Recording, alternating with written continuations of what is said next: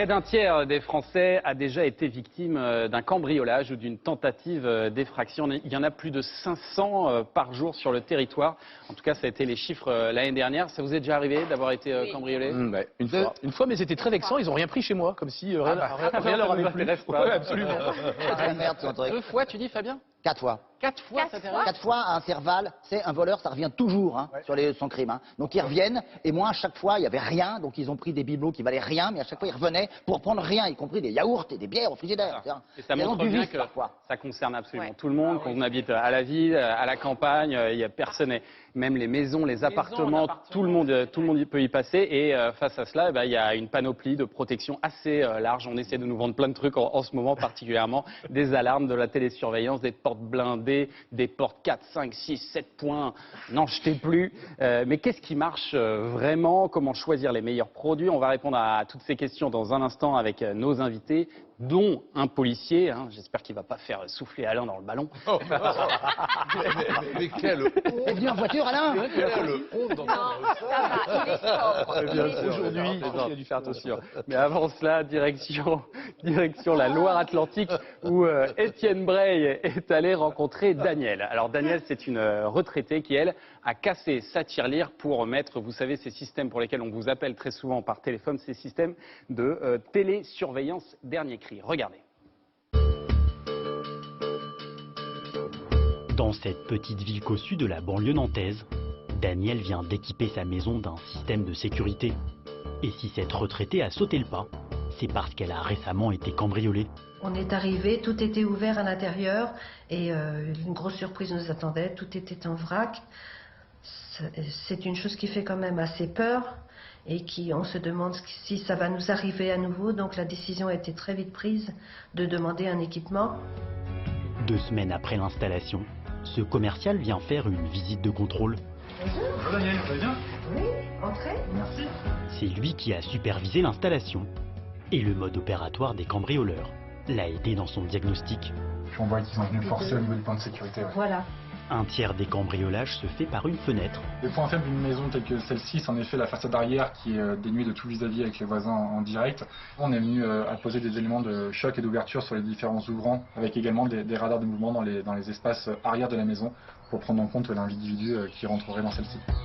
En plus de capteurs qui détectent l'ouverture des portes et fenêtres, des radars de mouvement avec appareil photo, la formule de Daniel comprend aussi un autre dispositif, des plus inattendus. Tellement à fumer, le brouillard anti-cambriolage, lui est déclenché manuellement par nos équipes de télésurveillance. En cas d'intrusion, ce petit boîtier fixé au mur diffuse une fumée très opaque, mais sans danger pour la santé. L'idée avec une telle fumée qui serait dispersée dans une habitation, c'est qu'on ne peut pas voler ce qu'on ne voit pas.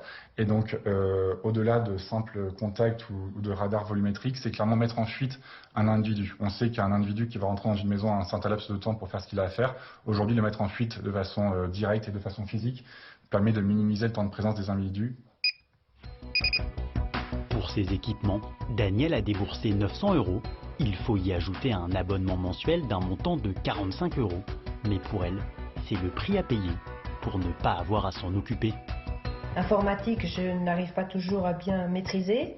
Maintenant, je sais que je suis en sécurité, parce que je ne suis pas seule. Il y a une équipe qui est là pour s'occuper de moi si j'ai le moindre problème.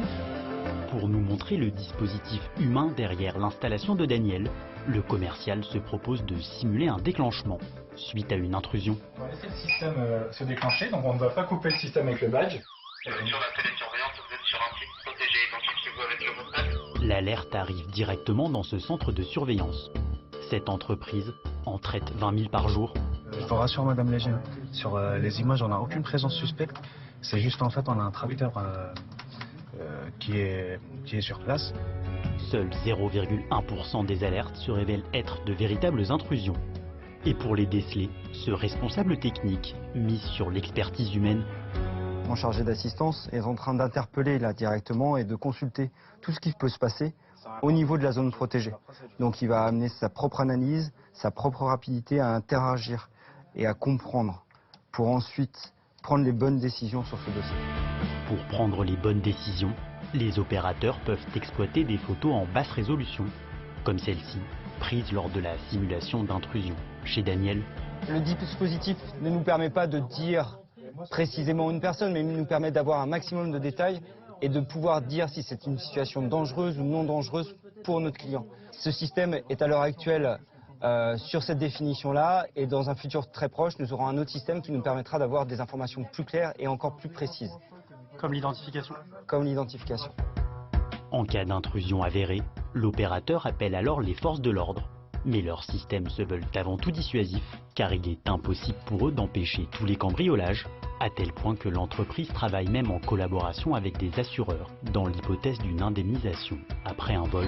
On peut avoir des partenariats avec des assurances, avec des tarifs préférentiels, et en cas de cambriolage, ce que je vais regretter, on peut avoir aussi des dégrèvements sur la franchise par exemple. En un an, le chiffre d'affaires de cette entreprise a augmenté de 16%. Chez Daniel, le commercial a profité de sa visite pour lui apporter un nouveau produit. C'est un vrai petit bijou de technologie. Cette caméra permet de faire la différence entre de l'humain, de l'animal, des véhicules ou des livreurs. D'accord ? Il y a une petite intelligence artificielle à l'intérieur qui permet de faire le distinguo.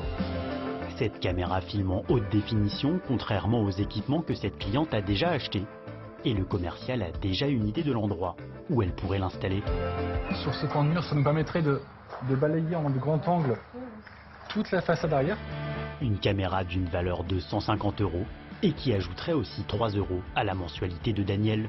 Et justement pour faire baisser la facture, d'autres consommateurs choisissent eux de se passer des abonnements. Camille vient de s'offrir des caméras et des détecteurs pour portes et fenêtres.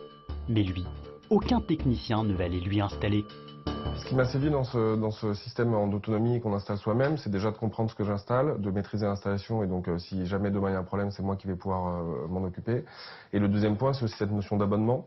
Aujourd'hui, dans le système en autonomie, on n'est pas lié à un constructeur avec un abonnement mensuel pour que ça fonctionne, donc ça donne quand même une grande liberté. Il se lance alors dans le paramétrage de sa caméra intérieure. L'installation était très rapide, donc il suffit de brancher la caméra et ensuite de la configurer dans l'application. Et en quelques minutes, ça y est, j'ai enfin le flux en live dans l'application. Pour 2 caméras intérieures, 3 détecteurs d'ouverture qu'il place sur ses portes et 2 caméras extérieures dotées de sirènes, le trentenaire a déboursé 1120 €. Un système qu'il doit gérer seul, notamment lorsqu'il reçoit des alertes sur son téléphone. Les notifications, en fait, tous les membres de mon foyer les reçoivent, donc on peut espérer qu'il y ait bien quelqu'un qui la lise, mais effectivement, on peut toujours passer à côté. Puis après, il y a l'effet dissuasif quand même de la partie alarme, donc ça va sonner, et donc on peut espérer aussi que ça fasse fuir des potentiels cambrioleurs. Et en cas de cambriolage, c'est donc à lui d'appeler la police. Après une légère baisse pendant les confinements successifs, le marché des alarmes et de la vidéosurveillance repart de plus belle. Une récente étude prévoit une croissance annuelle de 10% d'ici 2023. Mais ces équipements censés sécuriser votre maison en votre absence ne peuvent pas tout. Aujourd'hui, en France, un cambriolage sur 3 a lieu, alors que les habitants sont dans le logement.